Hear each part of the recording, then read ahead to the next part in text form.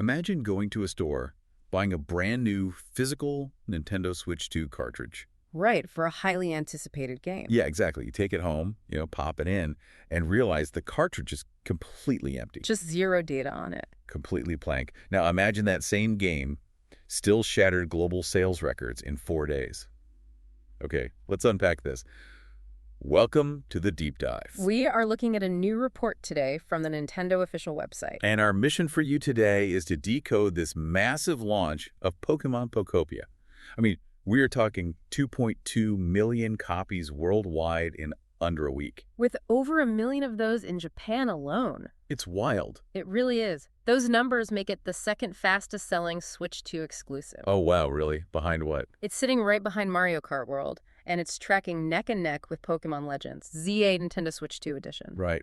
But what's fascinating here is that unprecedented technical hurdle you mentioned.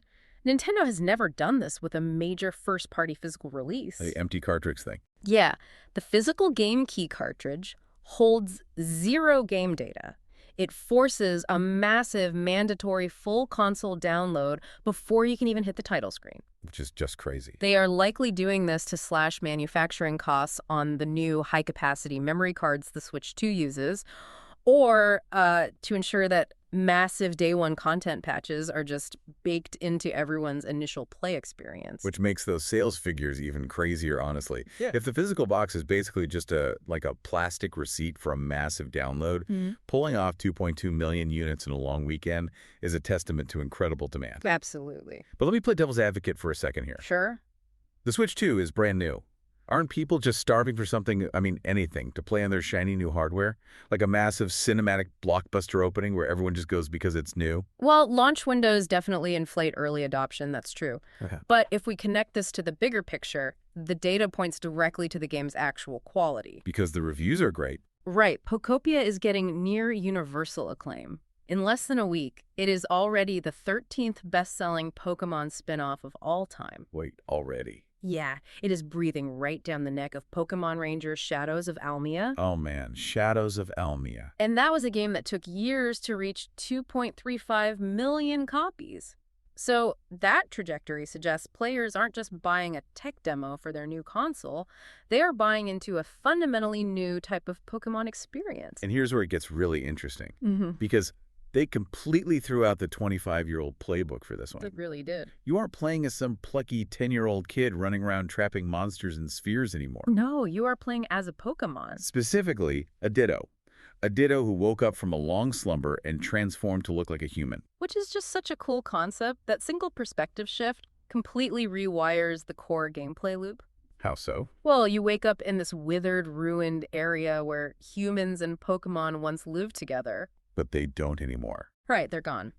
The only other character around is Professor Tangrowth, and he is a literal Pokemon wearing discarded human tools. That is such a striking visual. It is. So instead of the traditional loop of, battling gym leaders to become a champion, your mechanics are entirely focused on restoration. Good. Because you are a Ditto, your transformability lets you learn moves from other Pokemon, not to fight, but to clear debris. You use them to craft items and slowly rebuild this wasteland into a utopia. Just one step at a time. Exactly, one step at a time. So you're moving from being an extractor, catching and hoarding creatures, to a restorer. Right. It taps directly into that massive trend of cozy, restorative gaming we've seen blow up recently, but it grounds it with the emotional weight of a lost civilization. A complete pivot. So what does this all mean for you listening? Pokopia proves that radically changing a classic formula, literally shifting the player's perspective to completely upend the mechanics, is how you breathe new life into a legacy franchise without alienating the core fan base. It is a brilliant pivot for the series that clearly paid off. Huge payoff. It does leave us with a rather interesting consumer reality to chew on, though. Oh, about the empty cartridges. Right. Going back to those physical cartridges, when a massive publisher like Nintendo successfully normalizes physical media as mere download keys, it signals a major industry shift. It really makes you wonder. It makes you wonder if true, permanent ownership of the games we buy is quietly disappearing. Yeah. It's a bit ironic when you think about it. You're spending hours in Pokopia meticulously rebuilding a lost world that humans left behind. Right.